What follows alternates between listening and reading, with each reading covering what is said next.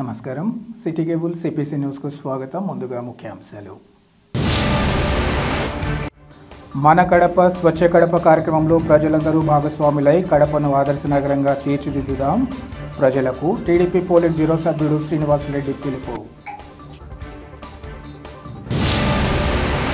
కూటమి ప్రభుత్వం రాయలసీమ రైతాంగ సమస్యలు గుర్తించి సిద్ధేశ్వరం అలుగు విషయంగా సత్వరమే స్పందించాలి. ప్రభుత్వానికి రాయలసీమ విద్యార్థి సమాఖ్య రాష్ట్ర కార్యదర్శి మల్లేల జగదీష్ వినతి. కడపను ఒక పరిశుభ్ర నగరంగా తీర్చిదిద్దేందుకు నిర్వహిస్తున్న మన కడప స్వచ్ఛ కడప కార్యక్రమంలో ప్రజలందరూ భాగస్వాములై కడపను ఆదర్శ నగరంగా తీర్చిదిద్దుకుందామని టీడీపీ పోలిట్ బ్యూరో సభ్యుడు శ్రీనివాసరెడ్డి పిలుపునిచ్చారు. మన కడప స్వచ్ఛ కడప కార్యక్రమంలో భాగంగా ఈరోజు కడప నగరం 46వ డివిజన్లో గంగా భవానీ స్కూల్ నుంచి శ్రీనివాసరెడ్డి పర్యటించి పరిసరాలను పరిశీలించారు. స్థానిక ప్రజలతో మాట్లాడి పరిసరాల పరిశుభ్రత ప్రాధాన్యతను ఈ సందర్భంగా తెలియజేశారు. అనంతరం శ్రీనివాసరెడ్డి మాట్లాడుతూ రాష్ట్ర ముఖ్యమంత్రి చంద్రబాబు నాయుడు పిలుపు మేరకు స్వర్ణాంధ్ర స్వచ్ఛాంధ్ర కార్యక్రమం స్ఫూర్తితో ఈ కార్యక్రమాన్ని నిర్వహిస్తున్నామన్నారు. ప్రజలు పరిసరాల పరిశుభ్రత పట్ల నిర్లక్ష్యం వహించరాదని, వీటి వల్ల అనేక వ్యాధులు ప్రబలే ప్రమాదం ఉందన్నారు. ఇప్పటికే మన కడప స్వచ్ఛ కడప పేరుతో పెద్ద ఎత్తున క్యాంపెయిన్ కొనసాగుతోందని ఆయన వివరించారు. ప్రతి ఒక్కరి భాగస్వామ్యంతోనే ఇలాంటి కార్యక్రమాలు విజయవంతం చేసుకోగలమని ఈ సందర్భంగా తెలిపారు. ప్రజలు ఈ అంశాలపై చైతన్యవంతులై కావాలని ఆయన పిలుపునిచ్చారు. ఈ కార్యక్రమంలో మున్సిపల్ కమిషనర్ మనోజ్ రెడ్డితో పాటు మున్సిపల్, ఇంజనీరింగ్, శానిటేషన్, ఎలక్ట్రిసిటీ ఇంకా సచివాలయ అధికారులు, సిబ్బంది పాల్గొన్నారు.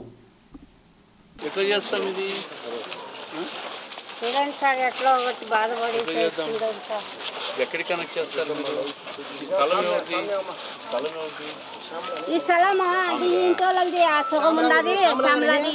శ్యామలాకి 5 सेंट उधर की, ये घराले की ये 10 सेंट है.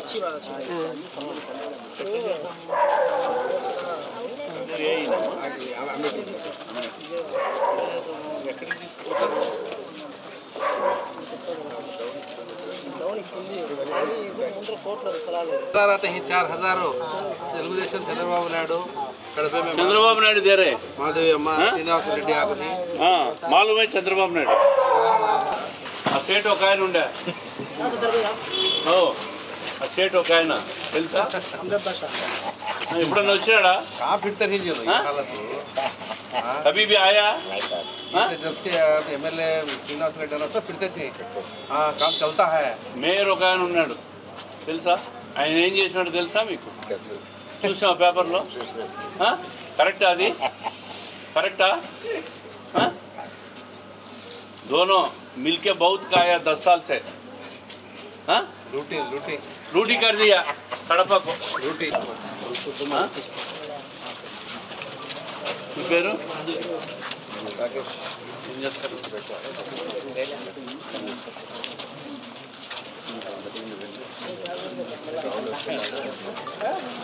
కార్పొరేటర్లు కూడా రోడ్ల మీద కట్టేసి ఎట్లాగా చెప్పాయి నాకు బాగా తెలుస్తుంది రామచంద్ర అంటే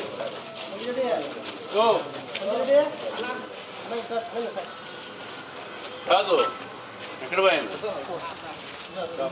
కార్పొరేటర్లు కూడా రోడ్డు మీదకి వచ్చి కట్టేయచ్చా? ఈ డివిజన్లో కార్పొరేటర్గా ఉండి ఈ డివిజన్లోనే రోడ్డు మీదకి వచ్చి బిల్డింగ్లు కట్టేశారు చెప్పన్నాడని చెప్పు. నాకు తెలుసా క్లీన్ చేస్తారా? పోతాయి. పెద్ద వర్షం పడితే ఇది డౌన్ ఉంది, ఇది హైట్ లేకపోతే ప్రయోజనం రాదు. లేదు సార్, ఫస్ట్ వచ్చేసి ఇక్కడ వచ్చేసి అవుట్పుట్ సరిగా లేదు. అక్కడ మెయిన్ నేను రెండు మూడు సార్లు నేను మున్సిపాలిటీ దగ్గర ఈ మెయిన్ డ్రైన్ అంతా ఒక్కొక్కసారి ఏం చేసి అక్కడ వాళ్ళు నేనేం చేస్తానంటే ఫ్లోట్ లెవెల్ పోయే వాటర్ వచ్చిన తర్వాత ఫ్లోటింగ్ లోపల పోయే అవుట్పుట్ పోయే వాటర్ స్లమ్ అయిపోతుంది, బెండ్ అయిపోతుంది. అందుకే అన్ని చోట్ల బండలు ఓపెన్ చేసి క్లీన్ చేయమంటున్నాం. అక్కడ మెయిన్ అక్కడ ఆ ఇండ్లు రోడ్డు చిన్న రైన్ వచ్చిన రైన్ వచ్చిన మెట్లు ఎక్కువ ప్రాబ్లం. ఇప్పుడు మార్పించండి మీరు. ఆ కేబుల్ వాళ్ళు అస్తవ్యస్తంగా వేస్తే మధ్యలో కట్ చేసి పడే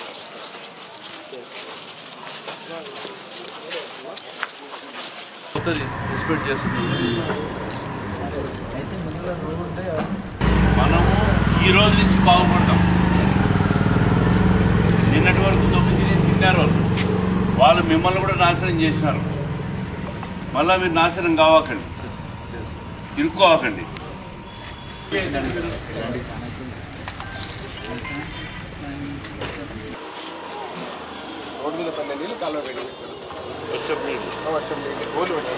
టు క్లీన్లీనెస్.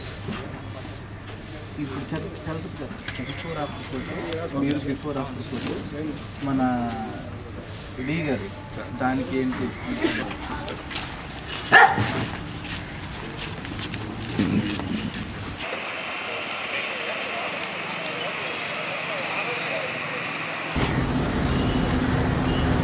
कितना प्लास्टिक दे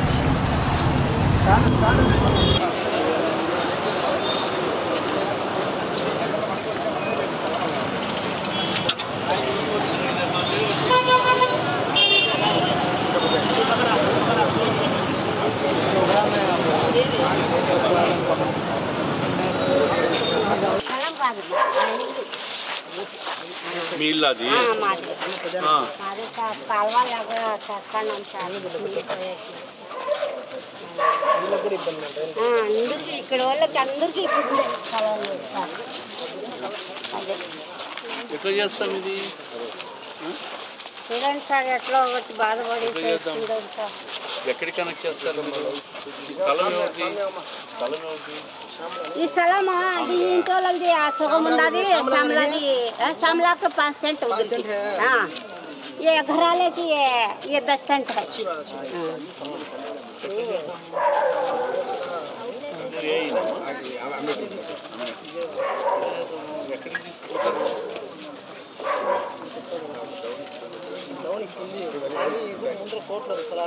आते हैं 4000 తెలుగుదేశం చంద్రబాబు. రాష్ట్రంలోని కూటమి ప్రభుత్వం తమ తీరును మార్చుకుని రాయలసీమ రైతాంగ సమస్యలు గుర్తించి సిద్ధేశ్వరం అలుగు విషయంగా సత్వరమే స్పందించాలని రాయలసీమ విద్యార్థి సమైక్య రాష్ట్ర కార్యదర్శి మల్లేల జగదీష్ డిమాండ్ చేశారు. కడప నగరంలోని వైఎస్ఆర్ మెమోరియల్ ప్రెస్ క్లబ్లో ఏర్పాటు చేసిన విలేకరుల సమావేశంలో ఆయన మాట్లాడారు. కూటమి ప్రభుత్వం అధికారంలోకి వచ్చినప్పటి నుంచి ఏపీ అంటే అమరావతి, పోలవరం జపం తప్ప ఇంకేమీ పట్టించుకోవడం లేదన్నారు. చివరికి కేంద్రం ఇస్తున్న నిధులు, రాష్ట్ర నిధులన్నీ అమరావతి, పోలవరంకి కట్టబెడుతూ సీమ కష్టాలను పట్టించుకోకపోవడం బాధాకరమన్నారు. సాధారణంగా రాయలసీమ అంటేనే కరువు గుర్తుకొస్తుందని, అందుకు అనుగుణంగా రాష్ట్రంలో పరిపాలన కొనసాగుతుందని ఆరోపించారు. సిద్ధేశ్వరం అలుగు కడితే పోతిరెడ్డిపాడు ద్వారా నీటిని తెలుగు గంగ, గాలేరు నగరి, హంద్రీ నివాస్, సుజల స్రవంతి ఇలా అన్నింటికీ నీటిని తీసుకునే అవకాశం ఉంటుందన్నారు. జగన్ చేపట్టిన రాయలసీమ ఎత్తిపోతల పథకాన్ని ఓవైపు ఆపివేయగా ఇంకోవైపు సిద్ధేశ్వర అలుగు నిర్మాణాన్ని విస్మరించిందన్నారు. రాయలసీమకు తీవ్ర అన్యాయం చేస్తున్న కూటమి ప్రభుత్వం సీమను ప్రత్యేక రాష్ట్రంగానైనా ఏర్పాటు చేస్తే మేలు జరుగుతుందని వారు వివరించారు. ఇప్పటికైనా కడపలోని ఎంఎస్ఎంఈ పార్కు, ఏపీజీబీ ప్రధాన కార్యాలయం అమరావతికి తరలించి ఈ ప్రాంతానికి నష్టం చేకూర్చరాదన్నారు. ఈ నేపథ్యంలో రాయలసీమ సాగునీటి సమితి ఆధ్వర్యంలో మే నెల 31వ తేదీన సీమకు జరుగుతున్న అన్యాయంపై సిద్ధేశ్వరం అలుగు ప్రజా శంకుస్థాపన 9వ వార్షికోత్సవ సంగమేశ్వర సభను నిర్వహిస్తున్నట్లు వారు తెలిపారు. సభలో ప్రతి ఒక్కరూ పాల్గొనాలని ఈ సందర్భంగా పిలుపునిచ్చారు. తుంగభద్ర రాయలసీమలో వాడుతూ ఉంటే గేట్లేమో శ్రీశైలం, నీళ్లు గేట్లు 836 అడుగులు వచ్చి రావడమే లేటు, గేట్లు ఎత్తి నీళ్లు కలిపేస్తూ ఉన్నారు. ఈరోజు మేము ఏం కొడతా ఉన్నామంటే రాయలసీమ రైతులు గత 10 సంవత్సరాల నుంచి సిద్ధేశ్వరం అలుగు కట్టాలని చెప్పి పోరాటం చేస్తూ ఉన్నారు. ఈ పోరాటానికి కేంద్రంలో నాయకులు, రాష్ట్రంలో నాయకులు, చాలామంది ఎంపీలు, ఎమ్మెల్యేలు మద్దతు ఇచ్చినారు. అన్ని పార్టీలు కూడా సిపిఐ, సిపిఎంతో సహా కాంగ్రెస్ పార్టీ కూడా మద్దతు ఇచ్చింది. ఈ సిద్ధేశ్వరం అలుగు గడ్డం వల్ల రాయలసీమ దాహర్తి తీరుతూ ఉంది. కాబట్టి ఈ రైతులు చేసే 10 సంవత్సరాల ఈ పోరాటానికి మద్దతుగా కనీసం ఇప్పటికైనా కూటమి ప్రభుత్వం స్పందించాలి. వైసీపీ ప్రభుత్వం చేపట్టిన రాయలసీమ ఎత్తిపోతల పథకం స్టార్ట్ అయ్యి కేవలం కేంద్రం దానికి పర్యావరణ అనుమతులు లేవని స్టాప్ చేసినారు. ఇప్పుడు కూటమి ప్రభుత్వం అధికారం లేకొచ్చి చేసింది ఏమీ లేదు. ఓ పక్క శ్రీశైలం గేట్లు డ్యామేజ్ అయినాయని చెప్పి ఇప్పుడు తెలుస్తానే ముఖ్యమంత్రి గారు షాక్లో ఉన్నారు. అసలు ఎందుకు ఇంత షాక్లో ఉండాల్సి వచ్చింది? అధికారులు, పాలకులు మూగ వల్ల చేయటం వల్ల అనేది అర్థం కాని పరిస్థితి నెలకొని ఉంది రాష్ట్రంలో. ఓ పక్క రాయలసీమ రైతులు కరువుతో అల్లాడిపోతూ ఉన్నారు. ప్రపంచంలోనే రాయలసీమ కరువు సీమగా గుర్తించబడింది. సిద్ధేశ్వరం అలుగు గడితే అసలు రాయలసీమలో వర్షం పడినా నిలబెట్టుకోవడానికి ఒక ప్రాజెక్టు కూడా లేదు. ఆ సిద్ధేశ్వరం ప్రాజెక్టు కడితే, ఆ అలుగు కడితే కనుక నీళ్లు రాయలసీమకు మళ్లించి పోతిరెడ్డిపాడు ద్వారా తెలుగు గంగా, గాలేరు నగిరి, హంద్రీనివా, సుజల స్రవంతి అన్నింటికీ నీళ్లు తీసుకునే పద్ధతి ఉంది. కానీ దీన్ని ఏమి కట్టకోకుండా రాయలసీమకి ఏయకుండా ఈసారి కూడా జగన్ ఏమి చేయలేదో, జగన్ చెప్పింది చేయలేదని చెప్పి 52 సీట్లకు భారీ మెజార్టీ ఇచ్చినారు రాయలసీమ ప్రజలు. కానీ కూటమి ప్రభుత్వం మాత్రం అన్యాయంగా వ్యవహరిస్తూ ఉంది. రాయలసీమ ఎత్తిపోతల పథకం ముందు ఆపేసినారు, ఇప్పుడు చూస్తే గొంతెండిపోతుంది రాయలసీమ. కనీసం సిద్ధేశ్వరాలు కట్టండి అని 10 ఏళ్ల నుంచి రాయలసీమ రైతులు మొత్తుకుంటున్నా కూడా పాలకులు వినపడడం లేదు. అసలు ఆంధ్రప్రదేశ్లో రాయలసీమ ఉందా లేదా? ఏ అంటే అమరావతి, పి అంటే పోలవరం. నిధులన్నీ ఈ రెండింటికేనా? ఒకే చోట కేటాయించడం వల్ల ఎంత నష్టం జరుగుతూ ఉంది ప్రాంతం. కొన్ని రాయలసీమ సపరేట్ రాష్ట్రమైనా ఇచ్చేస్తే మేలు కదా. మా రాయలసీమ రైతులు గొంతెమ్మ కోరికలు ఏమి కోరడం లేదు. రాయలసీమకు నీళ్ళు ఇవ్వండి, నిధులు ఇవ్వండి, ఉపాధి కల్పించండి రాయలసీమ యువత కానీ కోరుతూ ఉన్నారు.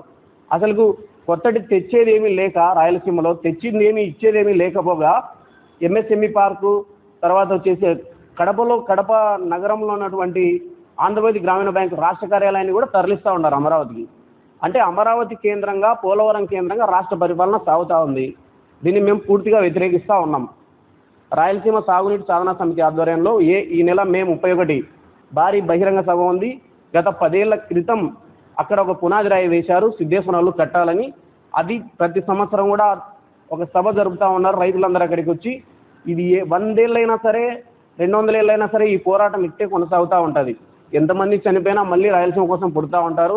రాయలసీమ పోరాటం మాత్రం ఆగదు. సిద్ధేశ్వరాలు కట్టి తీరకపోతే చంద్రబాబు నాయుడికి మళ్ళీ 2000 వచ్చే ఎలక్షన్లలో కూడా తీవ్ర నష్టం జరుగుతుందని ఈ సందర్భంగా తెలియజేస్తా ఉన్నాం. అంటే సిద్ధేశ్వరం అలుగు కట్టాలని చెప్పి గత 10 ఏళ్ళ నుంచి కూడా రాయలసీమలో రైతులందరూ పెద్ద ఎత్తున పోరాటం చేస్తున్నారు. ఆ రోజు 10 సంవత్సరాల ముందు పెద్ద వేల మంది జనం వచ్చి కట్టాలని, మేమే కట్టుకుంటామని చెప్పి రేపు ప్రభుత్వం ముందుకు వచ్చి చేస్తూ ఉన్నారు. యాక్చువల్గా అయితే ఇది 1858లో ఏమో దాత కరువు వచ్చేసి పెద్ద ఎత్తున రాయలసీమ ప్రాంతాల్లో చాలామంది చనిపోయినారు ప్రాంతాల్లో. అప్పుడు బ్రిటిష్ ప్రభుత్వం ఉన్నప్పుడు ఈ ప్రాంతం చాలా కరువు ప్రాంతంగా ఉంది. ఈ రాయలసీమలో పారే నీళ్ళు కృష్ణానది నది రాయలసీమకి పోతుంది కాబట్టి ఈ నీళ్ళు మళ్ళిస్తామని చెప్పే ఉద్దేశంతో కృష్ణా పెన్నా ప్రాజెక్ట్ అప్పుడు ప్లాన్ చేసినారు. ప్లాన్ చేసిన కానీ ప్రపంచ యుద్ధం రావడం వలన ఆ ప్రాజెక్ట్ చేయలేకపోయినారు. తర్వాత మళ్ళీ మన స్వాతంత్రం వచ్చింది. కర్తాంనగర్ గారిని కట్టకుండా కింద నాగార్జున శ్రీశైలం డ్యామ్ కట్టారు. మళ్ళీ శ్రీశైలం నుంచి మళ్ళీ నాగార్జున కట్టారు. ఎన్ని కట్టుకుంటూ పోయినారే కానీ రాయలసీమకు నిరంతరం అన్యాయం జరుగుతుంది. యాక్చువల్గా ఈ స్వాతంత్రం ఎక్కువ మంది మన ముఖ్యమంత్రులు అన్ని రాయలసీమ ప్రాంతం ఉన్నారు. కానీ ముఖ్యమంత్రులు ఉన్నారే కానీ ఆ ప్రాజెక్టు పూర్తి చేయలేదు. ఈరోజు రాయలసీమలో చాలా ఇబ్బంది పడుతున్నాము. కరువులు వస్తున్నాయి.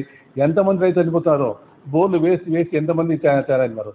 చాలా కుటుంబాల్లో ఏ గ్రామం చూసినా ఒక రైతు చనిపోయి ఉంటారు. ఇది చాలా దారుణమైన పరిస్థితి. ఎప్పుడో సుమారుగా 100 సంవత్సరాల ముందు ప్లాన్ చేసిన ప్రాజెక్ట్ ఇంతవరకు కట్టలేదు. కాబట్టి ఇప్పటికైనా ఈ దేశంలో అందరూ కూడా 10 ఏళ్ళ నుంచి మేము రచ్చ చేస్తున్నాము, ధర్నాలు చేస్తున్నాము, గొడవ చేస్తున్నాము. రేపు 31 తేదీన, ఈ నెల 31 తేదీన రైతులందరూ కలుసుకొని మూవ్మెంట్ చేయాలనుకున్నాము. కాబట్టి ఇప్పుడైనా అమరావతి చూస్తున్నారే కానీ, అమరావతి కానీ ఆ గోదావరి నేత గట్రా చూస్తున్నారే కానీ ఈ కరూరు ప్రాంతము చాలా ఇబ్బంది ఉందని చెప్పి ఏ నాయకుడు ఆలోచించలేదు. కాబట్టి మన దౌర్భాగ్యం అంటే ముఖ్యమంత్రులు మన ప్రాంతంలో ఉండడం వల్లే. కాబట్టి ముఖ్యమంత్రుల పదవుల కోసము ఇక ఈ ప్రాంత ప్రజలకు హక్కులను కానీ పరంగా పెట్టేసి వాళ్ళు అనుభవిస్తున్నారు కానీ ఈ ప్రాంతం పూర్తి చేయలేదు. ఈ రోజు కూడా మన 8 సంవత్సరాలైనా సరే, స్వాతంత్రం వచ్చి 8 సంవత్సరాలైనా సరే రాయలసీమ ప్రజల్లో చాలా ఇబ్బంది పడుతున్నారు. వలసలు పోతున్నాయి, కరువు వచ్చింది, అనేక సమస్యలు ఉన్నాయి. కాబట్టి ఇప్పటికైనా ప్రభుత్వం ముందుకు వచ్చి రాయలసీమను కేంద్రంగా తీసుకొని అభివృద్ధి చేయాలని చెప్పి సిద్ధేశ్వరం అలుగు కట్టి నీళ్లు రాయలసీమ నీళ్లు ఇవ్వాలని చెప్పి డిమాండ్ చేస్తున్నాం. జిల్లాలోని వేంపల్లి మేజర్ గ్రామ పంచాయతీలో పారిశుద్ధ్యంపై దృష్టి సారించి ప్రజలను వివిధ వ్యాధుల బారిన పడకుండా కాపాడాలని కాంగ్రెస్ పార్టీ నేతలు డాక్టర్ నారెడ్డి తులసిరెడ్డి, ధ్రువ్ కుమార్ రెడ్డిలు తెలిపారు.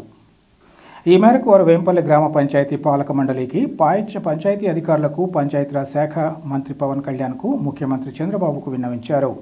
పులివెందుల నియోజకవర్గం వేంపల్లి గ్రామ పంచాయతీ మేజర్ పంచాయతీ అని దాదాపు 50,000 జనాభా ఉంటుందన్నారు.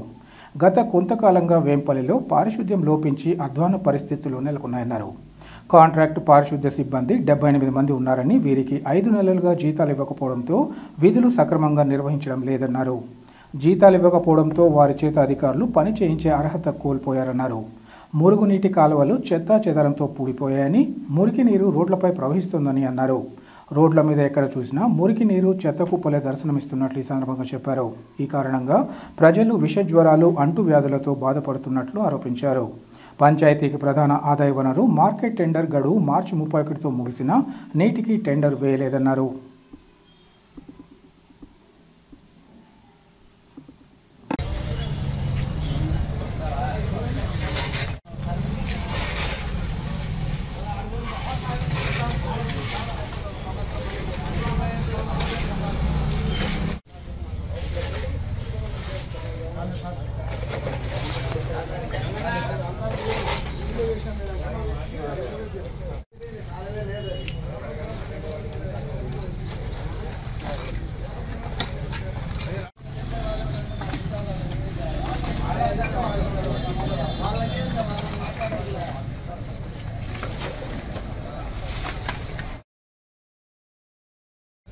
కడప జిల్లా పులివెందుల అసెంబ్లీ నియోజకవర్గం వేంపల్లె మేజర్ గ్రామ పంచాయతీలో ఉంది.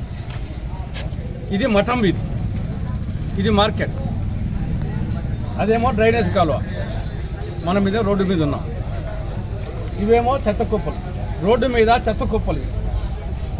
డ్రైనేజ్ కాలువేమో పూర్తిగా చెత్తా చెదారంతో, ప్లాస్టిక్ వస్తువులతో అది నిండిపోయింది. నీళ్లు పోవడం లేదు. నీళ్ళు వచ్చేసి రోడ్ల మీద పారుతున్నాయి. రోడ్ల మీద చెత్త, మురికి నీరు, పందులు, కుక్కలు, ఆవులు, దోమలు, మనుషులు సహజీవనం చేస్తారు. వేంపల్లె గ్రామ పంచాయతీలో పారిశుద్ధ్యం పడకేసింది. గత 40 సంవత్సరాల్లో ఎప్పుడు లేని విధంగా, నేను డాక్టర్గా ప్రాక్టీస్ మొదలుపెట్టి 77లో ఆ రోజు నుంచి ఈ రోజు వరకు చూస్తున్నా. ఈ యొక్క 40-50 సంవత్సరాల్లో ఇంత అధ్వాన్నమైన పరిస్థితి వేంపల్లె మేజర్ పంచాయతీలో ఎప్పుడూ లేదు. దీనికి ప్రధాన కారణం పారిశుద్ధ్య సిబ్బందికి 5 నెలలుగా జీతాలు. వాళ్ళకి ఇచ్చేదే అంతంతో 6,000, 10,000. అది కూడా 5 నెలల ముందు ఇవ్వలేదు. వాళ్ళకు పారిశుద్ధ్య సిబ్బందికి వాళ్ళకు కుటుంబాలు ఉంటాయి, కుటుంబాలు జరగాలి. దానివల్ల వాళ్ళు వచ్చేసి మనస్ఫూర్తిగా పారిశుద్ధ్య సిబ్బంది పనులు చేసే అవకాశం లేకుండా పోయింది. 5 నెలల ముందు జీతాలు లేకుండా ఏం చేస్తూ ఉన్నారు? సర్పంచ్ ఏం చేస్తున్నాడు? వార్డు మెంబర్లు ఏం చేస్తున్నారు? పాలక మండలి ఏం చేస్తూ ఉంది? స్థానిక కూటమి అధికారులు ఏం చేస్తున్నారు? పంచాయతీ అధికారులు, డిపిఓ కానీ, కలెక్టర్ కానీ ఈరోజు వచ్చేసి స్వచ్ఛాంధ్ర 3వ శనివారం అంట. ఇదేనా స్వచ్ఛాంధ్ర అంటే?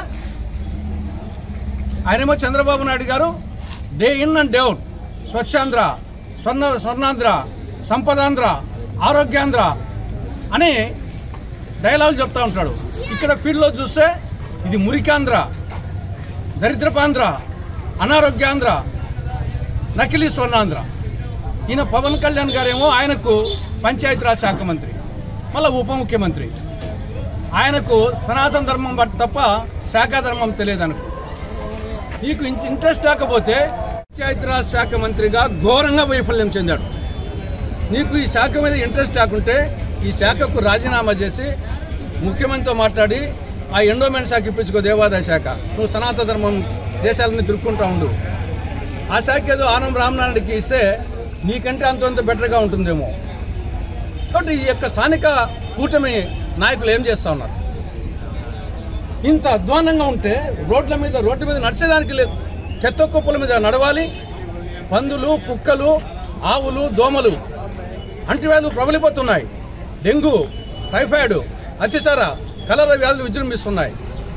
కాబట్టి ఈ నేపథ్యంలో కాంగ్రెస్ పార్టీ ఆధ్వర్యాన ఈ సమస్యలను ప్రభుత్వ దృష్టికి తీసుకుపోయేదానికోసం ఈరోజు సింబాలిక్గా ఈ కార్యక్రమాన్ని చేపట్టడం జరిగింది.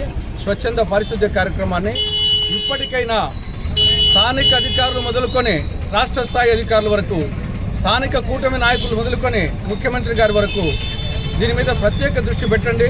వేంపల్లె మేజర్ పంచాయతీ పారిశుద్ధ్యం మీద దృష్టి పెట్టండి. ప్రజలను రోగాల బారి నుండి కాపాడండి. ఈ యొక్క పారిశుద్ధ్య సిబ్బందికి 78 మంది ఉన్నారు. వాళ్లకు ఇమ్మీడియట్గా వాళ్ళకు వచ్చేసి జీతాలు ఇవ్వండి. ఈ యొక్క గ్రామ ప్రజలను కాపాడండి అని చెప్పేసి కాంగ్రెస్ పార్టీ తరఫున వీళ్ళందరికీ విజ్ఞప్తి చేస్తున్నాం. మీకు చేత కాకపోతే రాజీనామా చేయండి. సర్పంచ్ గారితో సహా మీ పాలక మండలి మీకు చేత కాకపోతే రాజీనామా చేయండి. ఎందుకు ఆ పదవి? అక్కడ కూర్చోవడం ఎందుకు? ఇంత దరిద్రంగా వచ్చేసి రోడ్ల మీద ఈ విధంగా ఉంటే, పంచాయతీ ఆఫీసు పక్కనే ఈ విధంగా ఉంటే ఎందుకు ఆ పదవి ఎందుకు, ఆ సర్పంచ్ పదవి ఎందుకు, ఆ వార్డు మెంబర్ల పదవి ఎందుకు, ఆ యువ వచ్చేసి అర్హుడా? కాబట్టి ఇమ్మీడియట్గా దృష్టి సారించాలి, ఈ సమస్యను పరిష్కరించాలి. లేకుంటే దీని మీద ఆమరణ నిరాకరించి కూర్చుంటాం. ప్రజలు ఏ విధంగా నివసించాలి?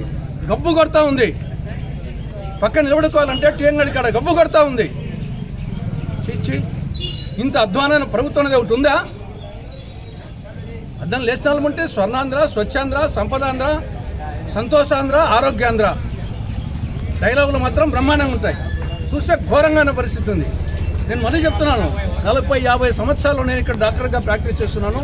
ఇంత అధ్వాన్నమైన పరిస్థితి ఏనాడు లేదు. ఇది కూటమి ప్రభుత్వంలో కనపడతా ఉంది. ఇప్పటికైనా సిగ్గు తెచ్చుకొని ఈ యొక్క సమస్యను పరిష్కరించాలని కింది స్థాయి నుండి పై స్థాయి వరకు కూటమి అధికారులకు, కూటమి ప్రభుత్వ అధికారులకు, కూటమి నాయకులకు కాంగ్రెస్ పార్టీ సూచిస్తూ ఉంది.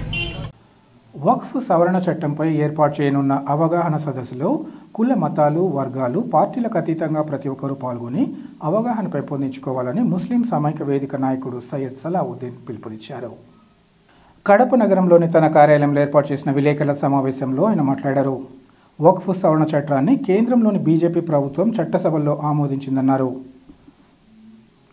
ప్రజలను చైతన్యవంతులు చేసేందుకు ఈ ఆదివారం సాయంత్రం 4 గంటలకు కడప నగరంలోని వైఎస్ఆర్ మెమోరియల్ ప్రెస్ క్లబ్లో ముస్లిం సమైక్య వేదిక ఆధ్వర్యంలో ఈ సదస్సును నిర్వహిస్తున్నామన్నారు.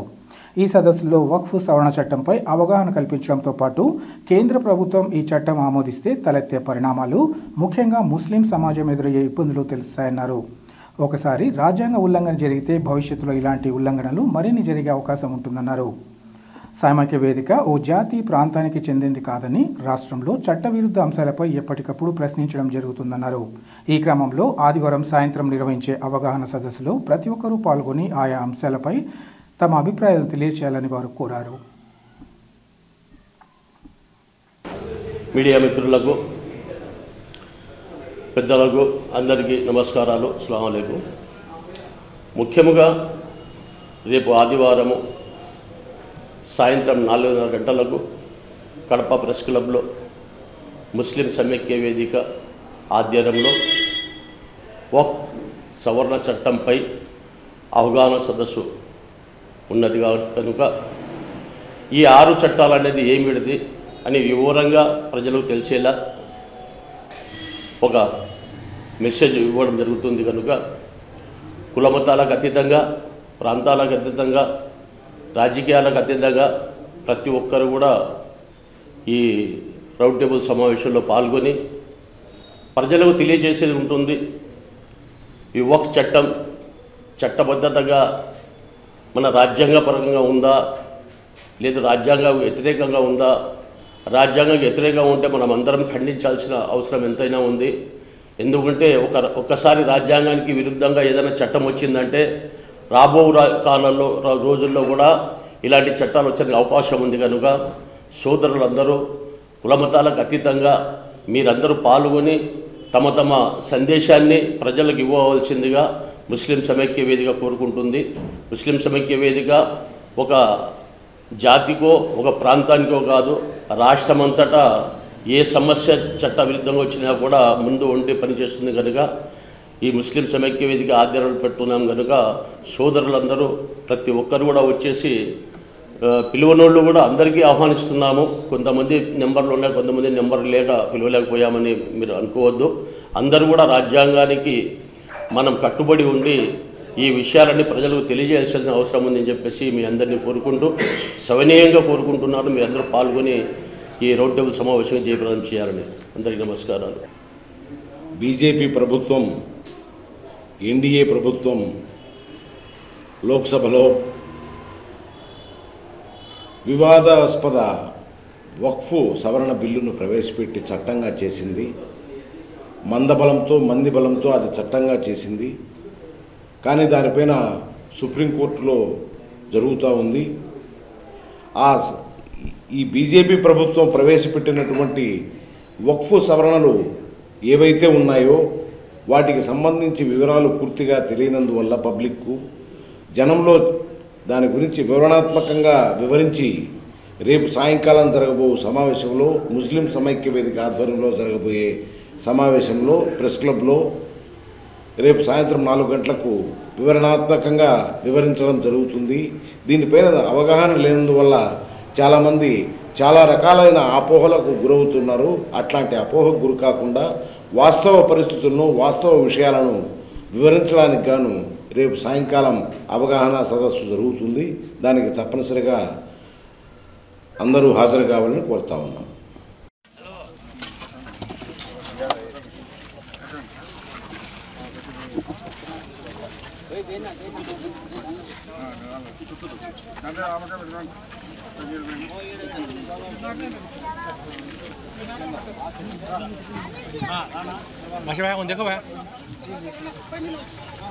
సరస్వతి ఇటు చూడన్నా అన్న, ఇక్కడ చూడన్నా అన్న, మీకు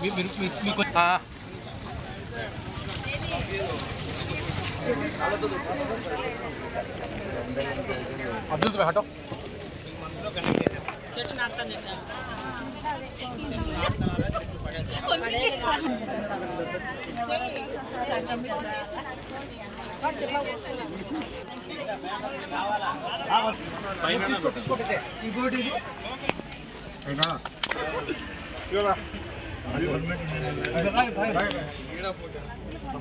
మోతి చిన్నది మొగ్గు అంత పెద్దది. ఎట్లా గ్లాస్ లేండి, అది కనబడదు, మీరు ముందు కార్యక్రమానికి చేసినటువంటి గౌరవ చైర్పర్సన్ గారికి, వైస్ చైర్పర్సన్ గారికి, కౌన్సిలర్కు, అలాగే హజ్యాత్ర కమిటీ మెంబర్ డైరెక్టర్ గారికి, తర్వాత మన బీజేపీ శిశు నాయకులు ఎస్పీ గారికి, అందరికీ సచివాలయ సిబ్బందికి మరియు ఏఎన్ఎం వాళ్ళకి నమస్కారం తెలియజేసుకుంటూ, ఈరోజు ఇప్పుడు మానవహారం చేశాం, అదే మాదిరి ఇప్పుడు ప్రతిజ్ఞా కార్యక్రమం ఉంది. ఈ కార్యక్రమాన్ని ప్రారంభించవలసింది గౌరవ చైర్పర్సన్ గారిని కోరలేదు.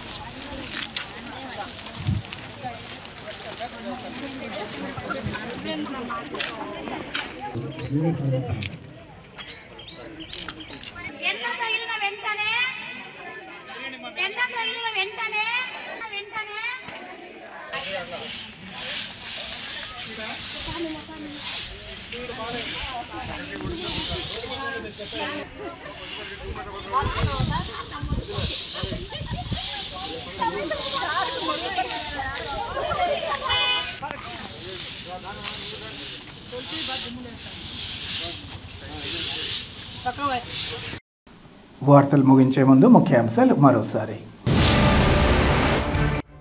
మన కడప స్వచ్ఛ కడప కార్యక్రమంలో ప్రజలందరూ భాగస్వాములై కడపను ఆదర్శ నగరంగా తీర్చిదిద్దుదాం.